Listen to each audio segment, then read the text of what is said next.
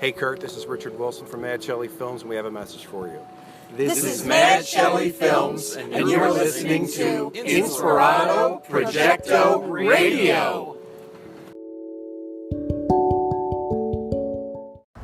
It's now December 1st, the 1st of December. Some might consider this rent day. Last night we celebrated Rob Jones, a.k.a. Sailor Hawkins' birthday over at the arena in Simi Valley, which is where Yachtly Crew has played on a number of occasions.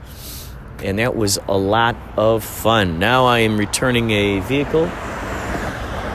Over here I realized I've been standing on the wrong side of the street, so I missed two buses. My next one is coming up in 3 minutes, it says here. Let's see, let me check this app again.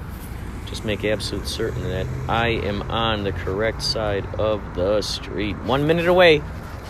Can I see it in the distance? Sometimes you can see it in the distance. 1 minute away. Let's see. Let's see if that arrives. I'd like to believe it will. This episode is from the day after Thanksgiving, actually. This happened with Craig Spivak. And he invited me over there to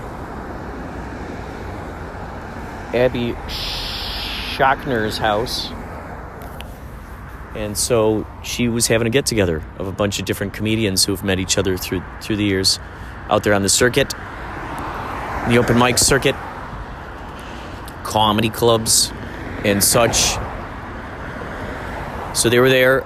And so you'll hear me getting lost in the hallways. You'll hear some poems, because she writes poems.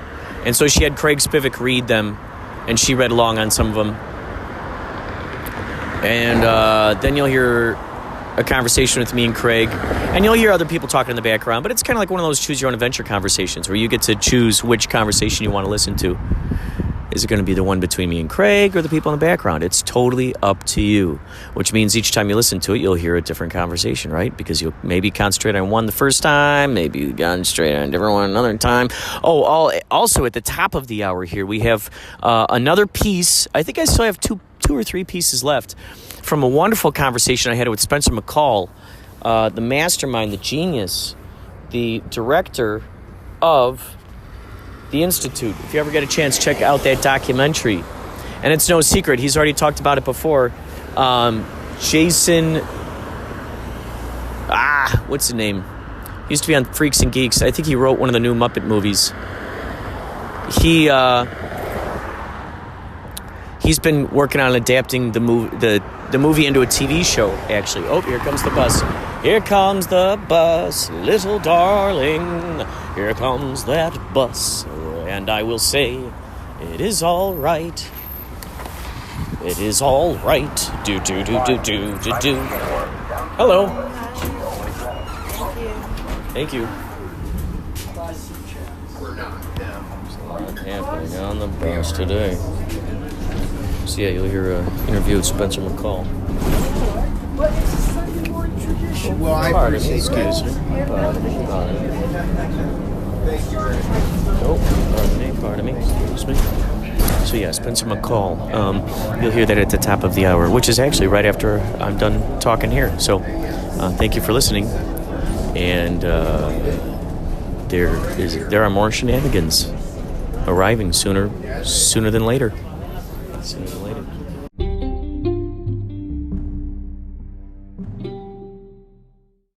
So, dog cloning company. yeah, it was really weird. So, anyway, I lost that job, but had gained like so much experience doing like video and editing and stuff like that I hit Craigslist, and that's when I saw these really cryptic posts seeking like, I forget the exact terminology, but it was as if the Jejune Institute was a true new age organization seeking a videographer, and it's like, okay.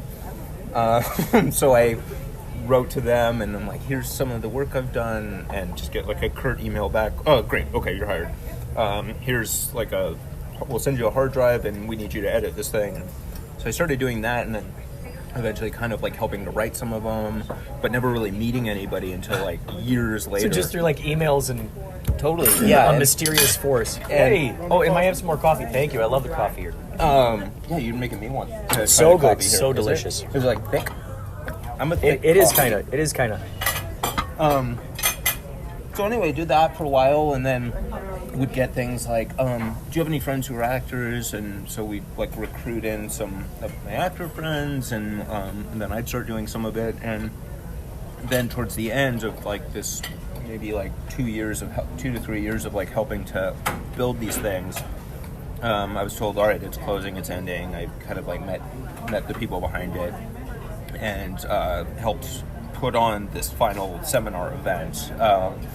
And then at the end, it just like radio silence, everybody disappeared, and I'm left with a hard drive of like a bajillion hours of footage. Whoa. That I had partially shot, and some of it was stock footage and all this. And I started looking at it, and at this point, even I still didn't know the full extent of like what this story was. So I emailed one of the aliases and was just like, hey, can I do something with this? And they're like, knock yourself out. Wow. And so I started like reaching out to the people that I'm seeing in some of this footage, and some I had interacted with before, and I'm like, can I just interview you and get your take on this whole like 3.5 year experience? Oh my God. And they're like, sure. And so I did have to like reshoot a lot of like walkthroughs of locations. But were some of those locations still existing, or did you use footage that was there previously, or? 50-50. Oh, gotcha. Thank you. Some still existed, some didn't, and so I'd have to like track down anytime there was footage that was taken. If it was still there, then I could do a walkthrough. But it was just a matter of like doing these. I did probably like 20 different 6-hour interviews with different people who this became a big part of their life, and then you sit down with bajillion hours of footage, and you just kind of like, all right, this is their story, this is all the junk that's not really relevant, and then do I have footage that I can like show to illustrate what they're talking about? Flowchart. It's like, yes, then use, like, no, is it still there? Try to shoot it. Wow. No, can you recreate it? Like, and then a lot of motion graphics and stuff. Which that was also a job I had for a while, is doing like motion graphic design. So I was able to do a lot of that myself. With all those interviews and all that stuff, I mean, how long did it take for you, from when you started editing it to going, okay, this is the thing I need to focus on? Because there's a lot there. I mean, that's sort of going back to what I was saying earlier. It's like, it just, once I got into that flow state, it just started like making itself. Where, I still had like a day job at like a tech company, like just doing tutorial videos that were really boring and like soul crushing, but it was a day job, and I always hate when people are like, don't quit your day job kind of thing. It's like, fuck no, I won't quit my day job. Like, how would I be able to do any of this stuff if I didn't have a day job? How would I be able to go to auditions if I wasn't a waitress? Anyway, that's just a little pet peeve. I think day jobs are super, super important. But anyway. And the beautiful thing is you can do them simultaneously with your passions. Exactly. See, a lot of people think it's one or the other. There's this weird myth out there that, it's like one or the other. Right? I'm so exhausted. Well, sometimes your passion, the energy you get from wanting to create something outweighs and outvalues the, I got to go to sleep right now. And that was it for me. So, yeah, it was I'd come home from the day job and, all right, get to work, and I'm going to be editing this until like 2. And I'm sure while you're at work, you're getting, boop, boop, boop, certain revelations are popping up. You're going, ooh, okay, yeah, that's how they can fit together. Yeah. And what an exciting puzzle to try to fit together. That's totally what it's like with like a documentary. It's like assembling like a puzzle piece, but you don't necessarily know what the final image is going to be. You just know that like this picture of a flower fits with this picture of a flower. Yeah. That's very much how like I think a doc is, and I think that approach to documentary filmmaking has actually like really skyrocketed recently, where you'll see a doc and it starts off as one thing, and then there's this crazy pivot moment. Like, the Lance Armstrong doc about like doping, where all of a sudden like the guy he's interviewing, the doctor, is like on the run, and like now the documentary has to go down. Anyway, like exit through the gift shop, where you go, oh, what? Huh? What's going on Yeah, here? what is And this then now you're looking at it documentary through a different lens, where you're like, okay, I can't look at this through the same thing I was looking at before.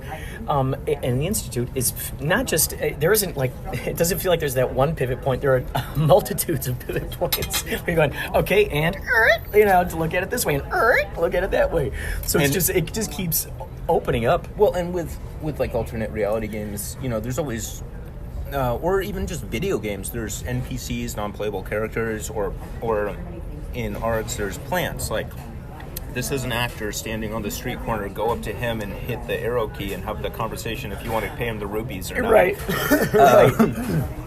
So there's definitely like a fair amount of that, but I kind of forgot what I was saying. Oh, but what I was gonna get at was that I got married pretty young. I was 25, and this is before you started. Before I started This yeah. craziness. Mm-hmm. Yeah, and it was a great decision. I've been my 8-year wedding. It's funny. My 8-year wedding anniversary is tomorrow. Wow! On the 21st. Congratulations! Thanks. Yeah. So we got married really young, and it was still like one of the best decisions I've ever made, but.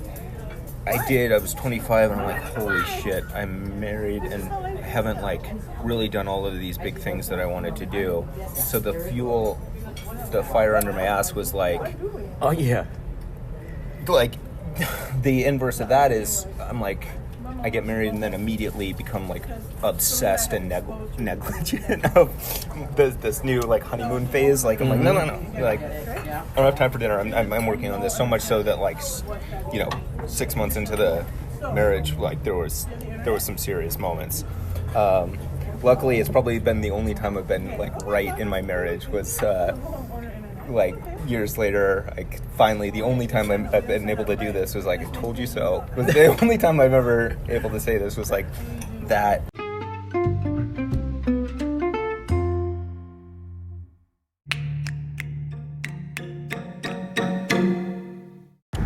So it's day after Thanksgiving.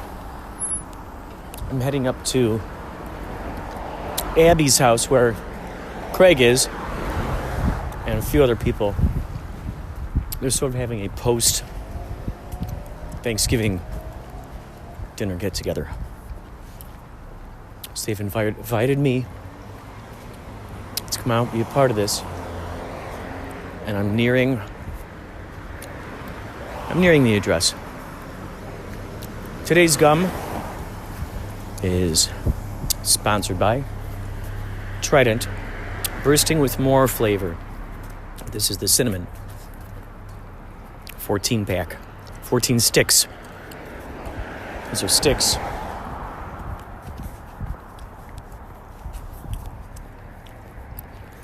Let's see. Does it have natural flavors? That's my question.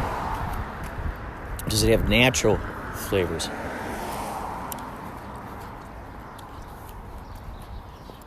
Oh. Mm-hmm. Okay.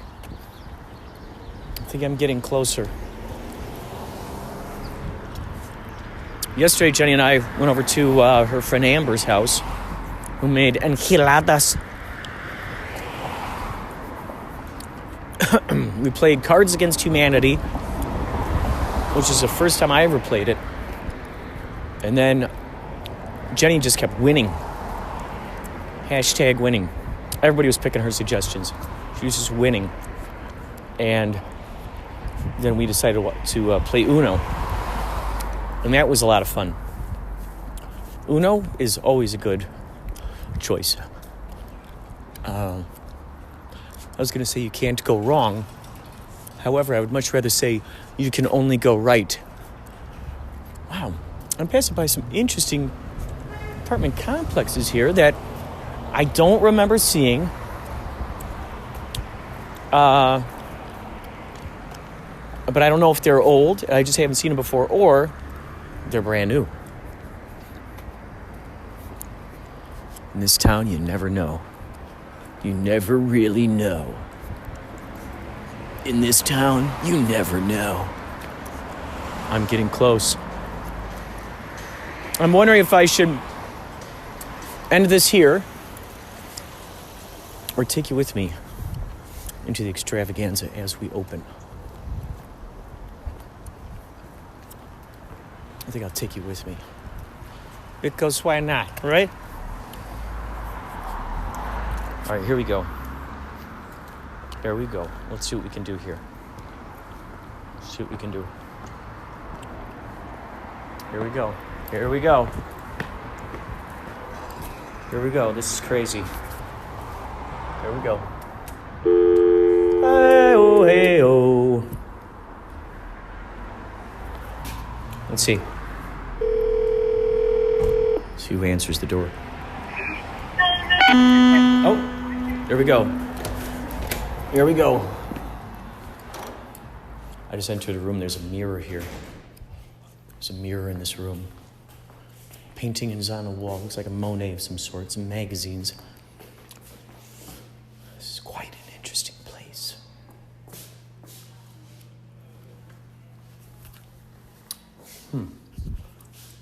Okay. Okay, I'm gonna find myself in the elevator. Oh my God. This place is really fancy. This has... Look at every one of these doors. The heck? Pool? Oh my God, this has such style to it. We gotta shoot something in here. We gotta shoot something in here. Oh my God, I gotta remember this. Oh, here we go. This is creepy. Ah! My God. My God. 3. Oh my God, this is crazy. I don't know if I ever divulged this, but every time I'm in an elevator, I look for the ceiling. I look to see if I could climb through the ceiling in any way, like in Die Hard. And sure enough, looks like you can through this one.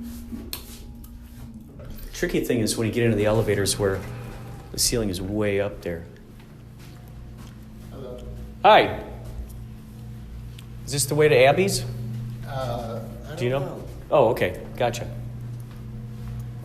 Oh my gosh. What an interesting hallway. Interesting hallway. Well, let's see.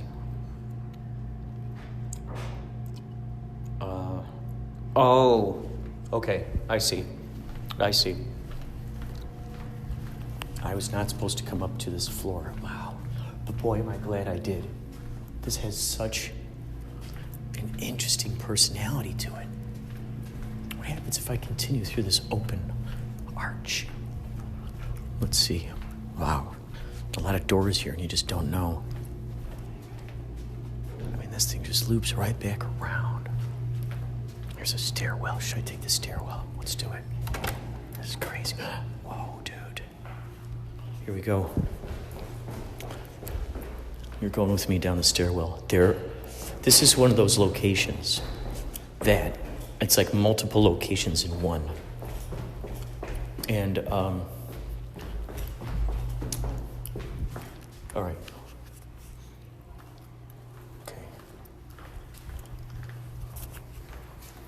I think I'm getting close.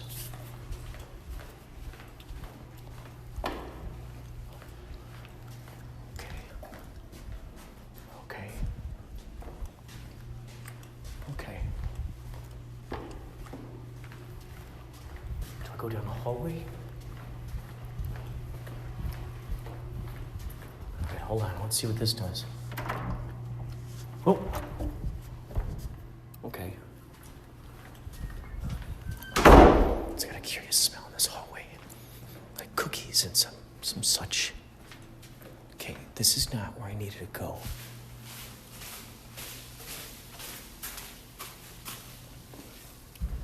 Interesting.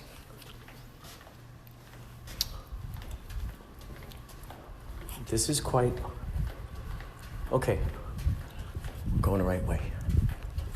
I'm making progress here. Okay. Okay.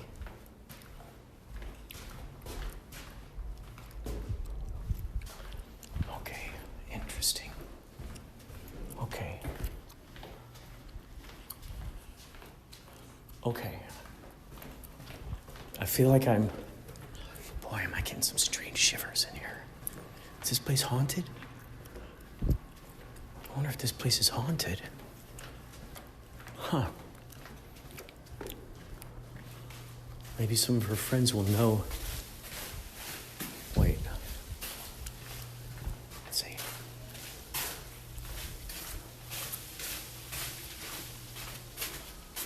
Notice this door must remain closed at all times. Okay, so that goes outside in the back.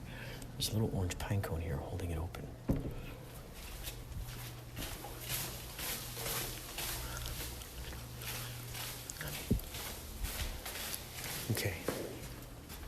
Okay. I think I'm reaching it. Okay. Interesting. Okay. 17.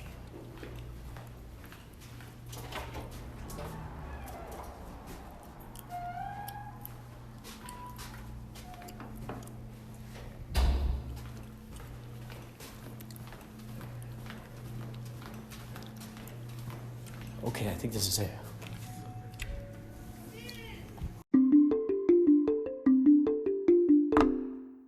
Have a pair of reading glasses? Do you have? That is what you should do. Just like I know how You to. should read it and you move your mouth. yeah. Okay. That Oh, makes that's a it good idea. interesting. Because I do know it. It's hard. This is good stuff, Karen. There's Yeah. more stuff too. This Here, is Inspirado can I shit can I right get here. Am I by going to be the only person What do with you want to sit here? reading glasses? something giant smells? Because I can smell his tail. They're just Smell his tail? Yeah, like Milo. His tail has been reading? Milo sometimes used to have this metallic smell. where do you want me to be? Why don't you come over? Well, you can be. I just want to smoke. So like, No. where do you want You me? can't I wait better- till after the It's performance. not a matter of where we're being. It's just a matter of being. Well, I know this one. This is a good one. You've never heard it. I know this one. No. I know some dragon stuff that The you- dragon is dragging. No, you don't know this one. The dragon is dragging his tail in his head. No, you do it. No, you're. Well, I'll wait for What's the title called? Dragons. Dragon, DRAGGIN apostrophe. Dragons. You want it? You want it? Yeah, let's do it. Are we looking at you or Craig? Well, Yeah. I don't know. I mean, it's Craig. We can just go back and forth. I'm not much to look let's- at. You're let's the- do it like badminton. I'll start it, then you pick it up, okay? Okay. The dragon is dragging his tail in his head. Uh-oh, kaplunk, I think the dragon is dead. Howdy, I'm Dan. And my duty is dragging. I drag dead dragons, and I don't cheat with a wagon. So mostly, I drag 'em. I drag 'em by hand. Over the dunes and across fertile land, Dave kills the dragons. Dave is my brother. He uses an arrow or something or other. But I drag the dragons. Dragging dragons ain't easy. Gotta drag them away because they get kind of Diseasy. Sure, Dave gets the dinners, the dames, and the dances. Dave's done some traveling, so he knows where France is. I like to do Dave's job, but what are the chances? So I do my duty. I drag the dragons away. It may take a decade or a year or a day. And when the dragon is over, when that duty is done, I'll have to start digging in the dry summer sun. so I'm digging. This dragon, a very deep grave. It would be so much simpler if I had help from Dave. I've been digging for days. I'm finally done. But dragging and digging is only part one. So I dumped the dead dragon. This section. Huh? I skipped the section. Oh. Wait, what? It's okay. So I dumped the dead dragon in this deep ditch I dug. And I sprinkle on dirt until he's nice and snug. And I think about Dave and the awards he's been given. It's But I'm pretty darn happy. about this life I am living. Then I go visit my damsel, and I eat a dessert. My damsel's Diane, and we do tend to flirt. I tell her my stories about dragging each dragon. For dozens of years, she says, Dan, you're just bragging. I can see how time's passing 'cause Diane's skin is sagging. But my desire for her, it ain't waning or flagging. And as I depart the diner, I yell bye to Diane. And I go searching for Dave to see if we can, Kill a dangerous dragon. so I can drag it again. And that is my life. Dragons Dragons defines defines me. I don't need dinners or awards to remind me. Because if I wasn't there to declutter the scene, Folks will be down and unhappy, if you know what I mean. despite all of Dave and my brotherly tussles, I drag drag the the dragons, so I'm the one with the muscles. thank you. Love it. Ah! I don't know, we could do Malcolm or Zippermouth Prince. That Do I was have short. that? Don't do one that's like 10 minutes long. Oh, no, they're 10 minutes long. This next one, Neil was this one there. is 60 minutes long. It's, we're gonna get through the first piece. There'll be a slight break. Oh my God. We'll have to repeat the first part again because of the break, and then it'll... Okay, these are short. A Night in the Rain? Yeah, I don't know if I should do the same voice. you probably don't. It's a night. It's a night, and he's having problems with it. Oh. I liked a damsel. Okay. A night in the rain. That ain't right, said the knight, one June night in his bed, as he replayed the words that the princess had said. I'm sorry, my darling, but you aren't the one. You wear too much armor, and for me that's no fun. Sure, you protect us, but I'm kind of bored. I want to be fought for, loved, and adored. The princess saying that. The princess saying that. Oh. Should I do a princess even? Probably. I was thinking I'd step up, perhaps date a lord. Wait. But I said that I loved you, bellowed. Wait, that doesn't work. I know. But I said that I loved you, bellowed the knight. I called you my lady, and I meant it all right. I defend this whole kingdom. My life is this place. Perhaps you're a princess who just likes the chase. Oh, please, said the princess. You know that's not true. But you clank when you walk. What's a woman to do? I'm sure you'll be faster if you weren't wearing that medal. Time passes so fast, and I don't want to settle. And she looked at the knight. I just need to be free, to experience life the way I want it to be. The knight, how he tossed, how he turned in his bed, replaying the words that the princess had said. I should have held on. I should have begged for her hand. I should have convinced her that I'd rule the land. So the knight, that June night, got up from his bed. He rode to the princess on horseback and said, me lady, I'm out in the rain. We had a good thing, don't throw it all down the drain. And while under her awning, the lightning zapped him, and because of his armor, electricity trapped him. He cried and he sobbed, he was angry, he cussed, but eventually he turned to rust. So in the end, the princess was right, because no one wants a rusty night. And scene. And scene. Are you okay doing it? Yeah. This one needs help, but don't read this. There's a couple of redos. Don't read the new thing. I'll read the parts where. I want my there's- money back. This show wasn't ready to go on. Still in rehearsal. Here, You have a only single rehearsal? just read what was written here. I'm not good with notes, but Don't read the notes. And then down here, I'll catch you at the very end and help you do that one line. oh my god. And then you got it. So, just don't read this stuff, is what you're saying. Yeah, don't read. Just read what's here. Just read what I How wrote. much did you pay? How much did you pay? $100. Oh my God. Intimate poetry reading, it said. Intimate poetry reading. Okay, this will be the last one. Alphabet Soup. Ooh, this is like brand new. No, I just take the old ones and I start printing. Well, no, it's a newer version. It still might not be better. I was just trying to take two versions. Yeah. There once was a giant who loved alphabet soup. He loved it so much he would take a big scoop of the broth and the letters. He'd take a huge bite. And he'd gobble it up through the day and the night. He ate so many A's, they poked at his sign. For the R's and D's, he had to open real wide. And the P's and the C's and the E's and the F's, he got so excited he forgot to take breaths. Yet every time he'd slurp and swallow, something really odd would follow. With each bite he swallowed, the giant turned smarter. He began reading books. He became a self-starter. His diction and grammar were total perfection. When he spoke, not a bloke could make a detection that he was even a giant, except for the booming and the fact that their backs felt a cold shadow looming. He would spoon to the tune of his M's and his yums. His mms and his yums. He never once uttered a fee, fi, fo, fum. But after he ate, the whole town became mum. It's like their tongues and their lips and their brains became numb. Because each time they spoke, their words disappeared. Which, if you can imagine, is incredibly weird. The townsfolk were people, like you and me. They needed their words to speak and be free. But each time the giant ate his soup, their words turned into gobbledygook. But for some lucky reason, they were still able to write. Words were hard to remember, but on the page came out right.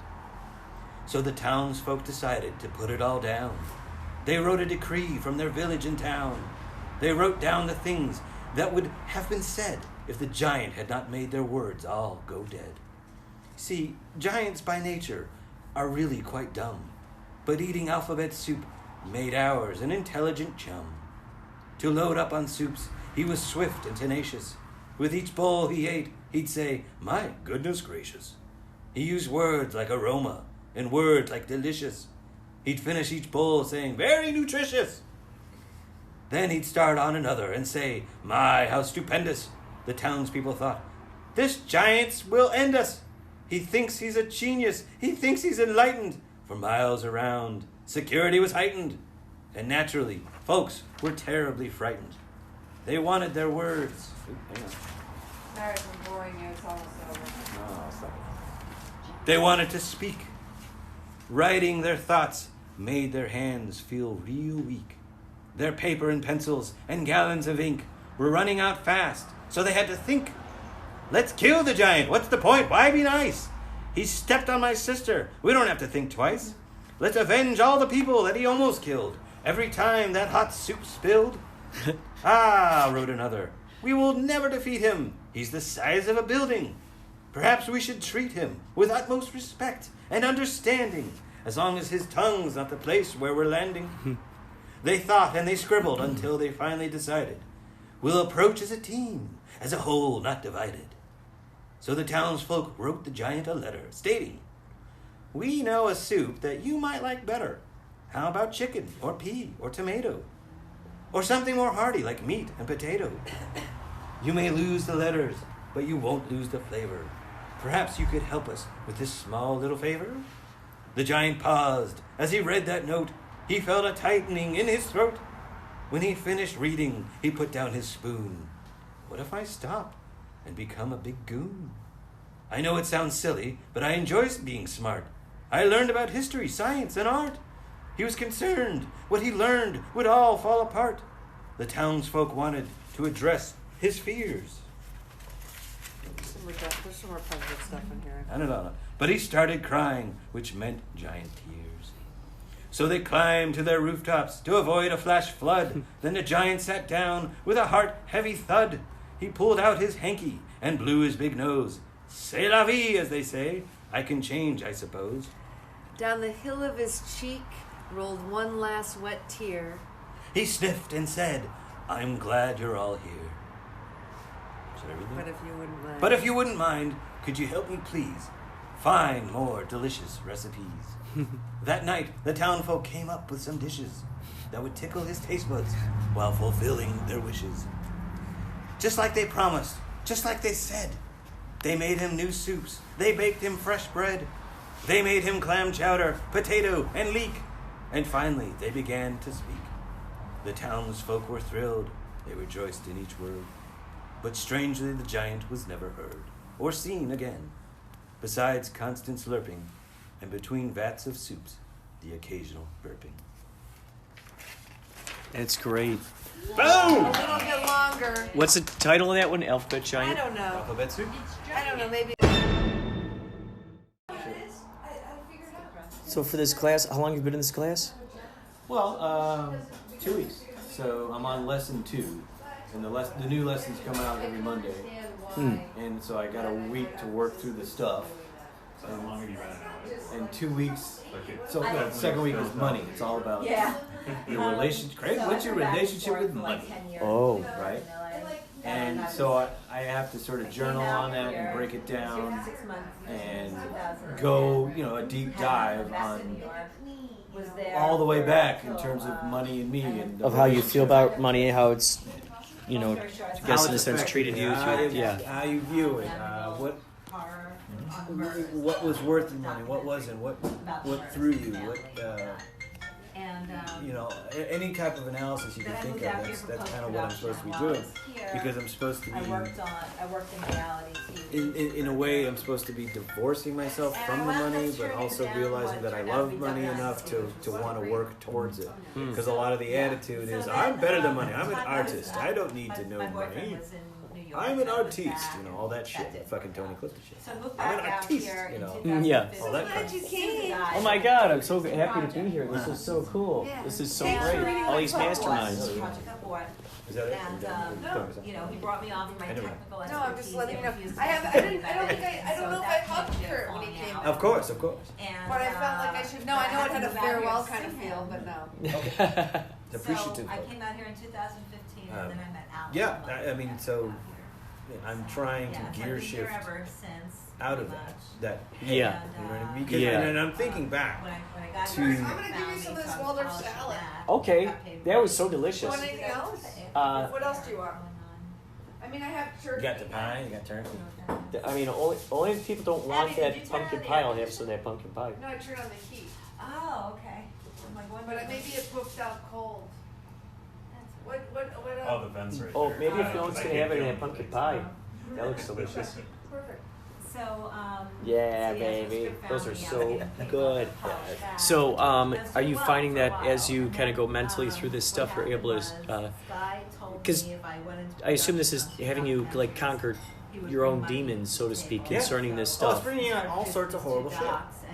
And I'm trying to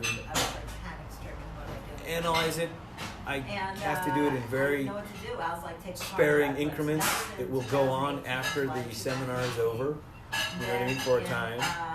And then I have to make some big decisions in terms of, well, how much of your time do you want to invest in your art, and how much do you believe in yourself to sort of go for it and make some moves in terms of finances?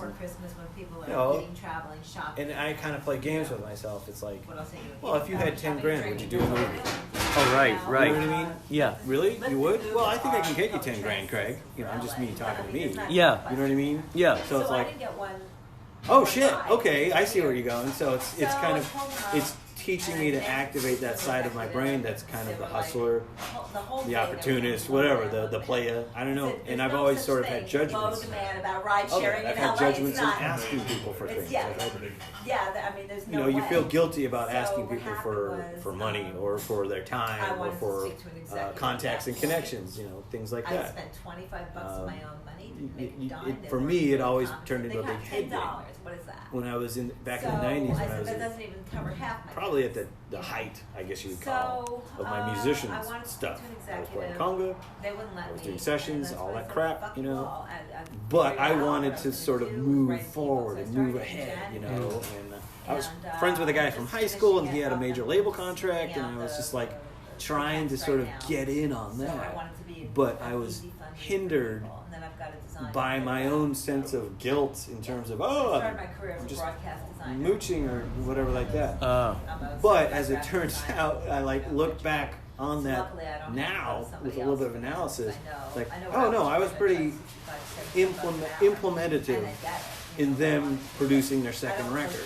I was pretty crucial. It wasn't like, yes, they could have done it without me, but they had me there, and I was there for 6 weeks at Conway Studios, helping them record a full record for Geffen. And then they threw me out. They just threw me out. And I was, I had prepped some conga stuff in and whatever, all that crap.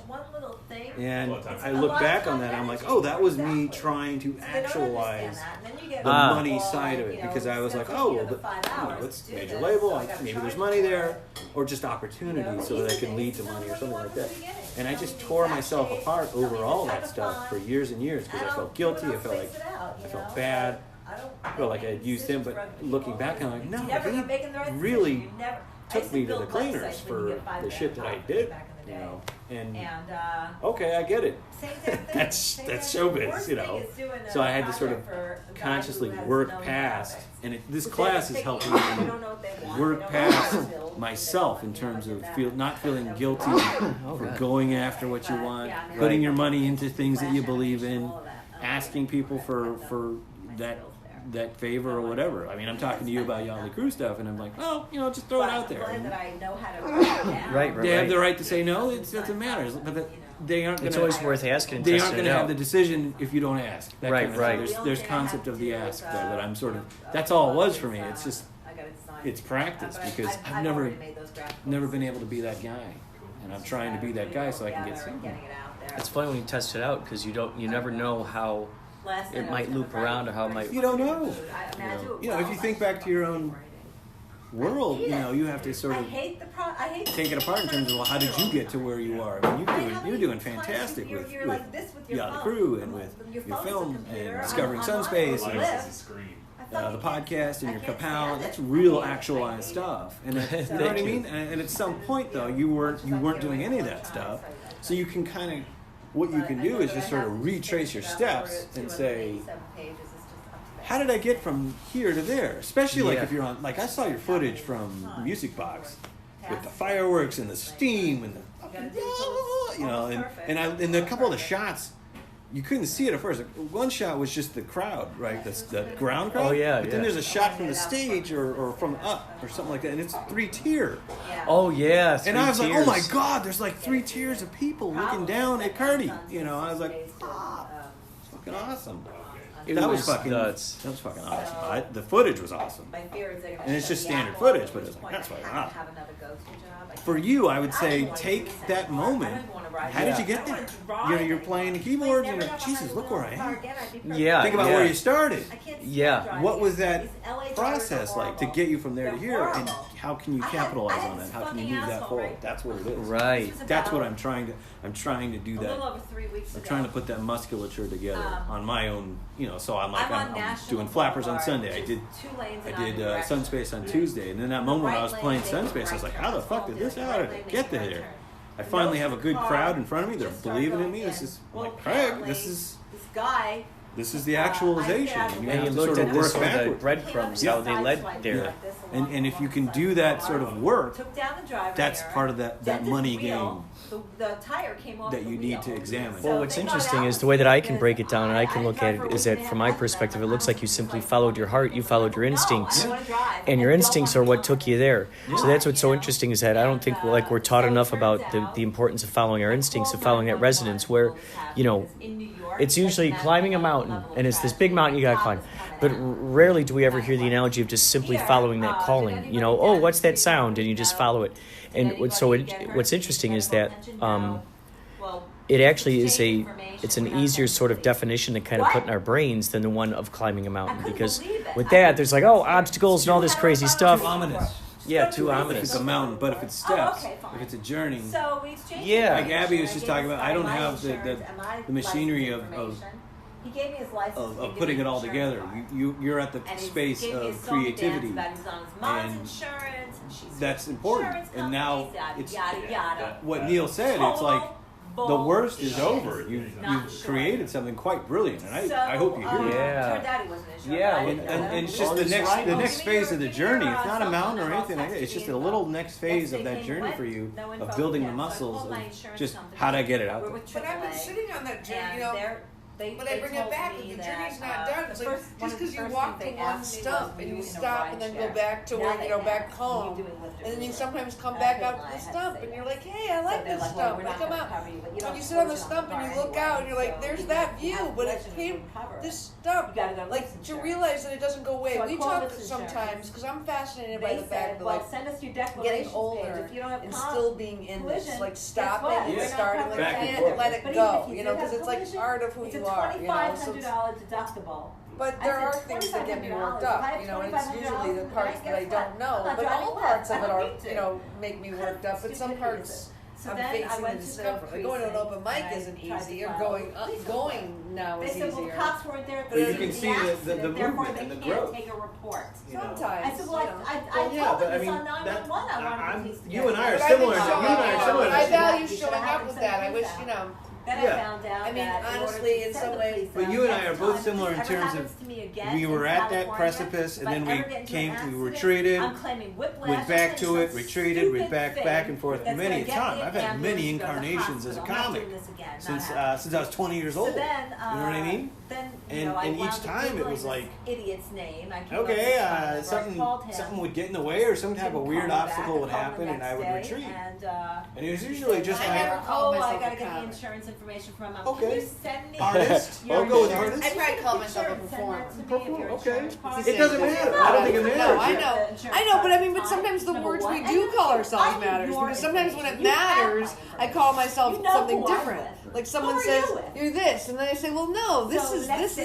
Like I, doing like a dark solo show, and they're like, you're doing this show, and I'm like, well, I'm also over here. I'm working on a kids thing right Yeah. now. So belittling almost is the things Oh, happening. yeah. Belittling the now of the thing. You know Oh, what I'm right. saying? Yeah. Which is almost what you're saying about like when you're getting back to your thing about sun space and like giving gratitude in general because like whatever. It's like sometimes when the thing comes around, not nodding to like say, oh, here it is. I received it. Like when knocking it for some reason. We talked about that too. right. Knocking it for some Yeah. reason. You're getting. I mean, I do that. Like shows are coming and then I knock it. How is Yeah, I know what you mean. Yeah. If in order for this to be I got my a show at fault Flappers wall, on Sunday. okay, I would have had to hit him.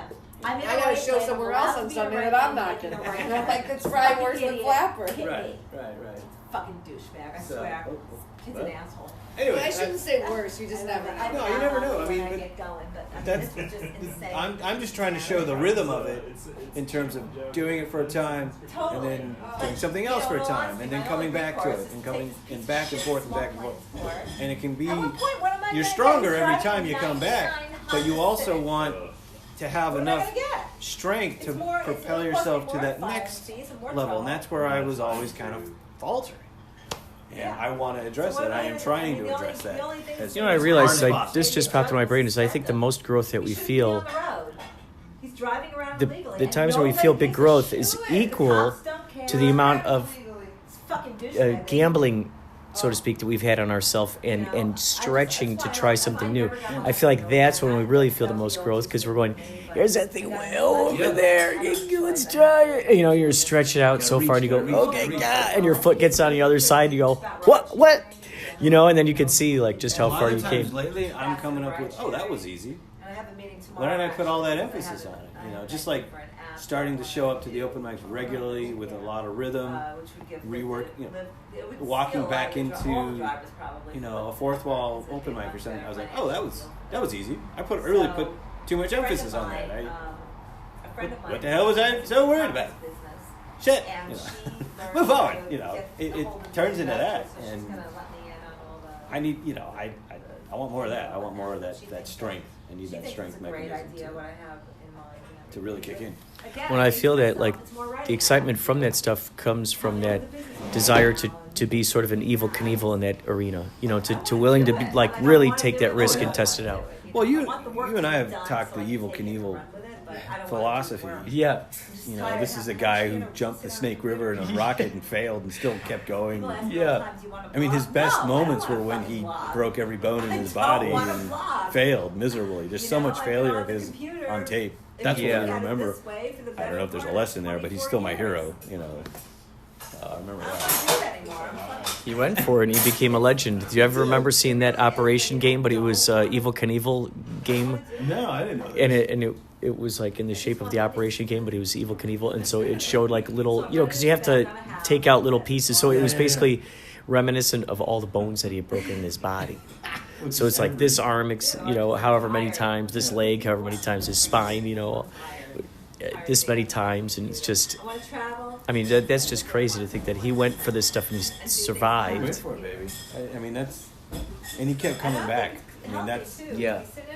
To me, I'm kind of inspired by that. It's like, you've perused this territory before, Mr. Knievel. We know what happens, but it didn't stop him. Our backs, You know, whether or not his back was to the wall or he needed money or he's like, fuck it, I don't give a shit, I'm broke. You know, fuck it, he still did it. You know, however you want to look at it. And they just don't build them like that anymore. There's just Well, and the comedy isn't that painful. Huh? Comedy or doing online performance is not as painful as what Evel Knievel went through either, which is great. It's still pretty painful. It's a jump over Mentally the Snake painful? River. It's a jump over the Snake River every time. Okay, so let's say if it's a jump over Snake River every time. Let's say if we were to define the idea of being on stage as just the pure pleasure in just being on the stage rather than the laugh. Because a lot of times there's an emphasis put on that laugh. If we don't get those laughs, like, oh my God, they hate me. You know, then people feel really bad. Does anybody want something to drink? Jacob, do you want me What to if, make you more coffee? Or? Oh, I'm good. Thank you, Abby. Sure. Do you want me to take the cup? Oh, can I have some more coffee? Yeah, I'll make it. Thank you. No, Since you're making, I'll take it.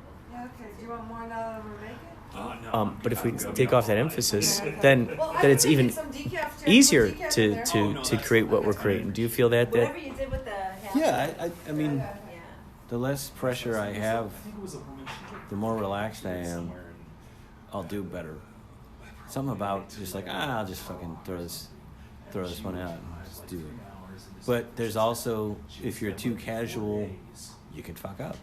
You can forget lines. You can be too casual on stage. I've had that happen. So it's always a tightrope in terms of, all right, I want it tight, but not too tight, and loose, but not too loose. You know, the headspace that I was in at Sunspace, it was, beforehand I was like really uncomfortable, you know, and I was like, I'm not sure how this is going to go over. I haven't done this in 13 years. No one here knows me, you know. It's a foreign crowd, but it's not, you know, there was a lot going on in my head. And, you know, you and I have had this discussion in terms of Bobby Deerfield is not me, you know what I mean? I try to play it like that's my friend or client or I'm his manager. Yeah. You know what I mean? And I do try to keep that separation because I feel like that plays into it, and that's important just for the character and to show respect for Bobby. It's kind of fucking nuts because I realize, yes, there sounds like a schizophrenic side to it, but not really. It's just like the way an actor is carrying over his character. You know, you always hear those stories of actors who are very protective over their work and their art, and they're stickler about it. Like, I don't. So I was like, I made this deal with myself before I was going on, and I was like, just be you, Craig. Just be like you're the stage manager guy for Bobby. Just be cool, and just have the gear set up. Like act like a roadie. You know what I mean? So I set all the gear up and all that. I was like, I love it. Yeah, and the deal I made was I was like, all right, I'm gonna walk out, and then I'm gonna put the hat and glasses on. And once those hat and glasses on, I'm fucking Bobby. You know, that's how it works. And once that happens, do you feel that it gave you a lot more freedom to just be completely focused in what his mind was? It got really intense, really fast. And I knew, like, all right, I don't know if I can hold on to this for too long. So I put the hat and glasses on, like, right before I got on stage. You know what I mean? I was like, oh, here we go. And I'm still me, and I'm cool, and I'm not a dick or nothing like that. I'm like, where am I? You know, no, I'm not. Where am I? Yeah, I'm sharp. I'm okay, but I'm somewhere else, and Craig Spivak is safe. No, I can't. I gotta drive tonight. Oh, that's good stuff. Did you try the egg yet? No, I have not yet. It's delicious. But I might put some in my coffee. Will you take a sip of that? Yeah, absolutely. I mean, Did you create it's this? frozen, but that one has been in the refrigerator. I don't want to drive. Is that rum in there? Yes. That's delicious. Then you feel the Oh my pressure. God. Is there any of that left? Can I have That is like a half cup of delicious. You that? get the stress. That's I'll take this. You have a heart attack. delicious. You only drank from it a little bit. No, yeah, she I don't want to stress out about No, I'll take paying it. rent right now. It's just not my. Can I? This was mine. Yeah, take it. But if there's Rum-pa-pum-pum. investor thing comes through, I think they'll Rum-pa-pum-pum. get Yeah, up so- and running and pay myself. Eggnog in my rum. Ooh, the egg nugget's delicious. To get in a place. I got on stage and I fucking was somewhere else. You know what I mean? Thank you. I have a script that I It wasn't me. That was Craig. You could have totally, I mean, seriously, you could do an audiobook of that. You know, you just have a night of just sending the poem around, you record the audio. No, we of can it, record and- that here. We can do that easy here. Yeah, absolutely. Big ass boom mic or But something. that was a good one because that one I've never. written this Like, script I about feel the like there's football player repeats Michael in that I need to work on. That Like was there's sick. some Well, redundancy. if you want to story edit it a little bit, that's fine. But I thought it was just perfect. College, like these other. Was that your favorite one today? Or did you like I Dragon? think I like Dragons better. Yeah, Dragon. I like the character I created. Yeah, just imagine like this guy who's just, he's always dragging the dragons around. His brother gets to do the. That was my Dante Chain. I know. Because you never think about those jobs when it comes to like fantasy type stuff. Like the people who have to, like, okay, someone just killed a dragon. Someone's got to take that someplace. It's a job. Someone's Yeah, got to try drag is it. more than a one-man job, but Yeah, no. Okay, great. Call Bradley Cooper's agent. Yeah, Bradley, what's his tech availability? Well, you know, you have money in escrow. That's all I got, He'll Curdy. do it if it's in escrow. Ladies and gentlemen, we will talk more, even more later, about other things What they care about is how much money you have in escrow. for you to listen to, believe it or not.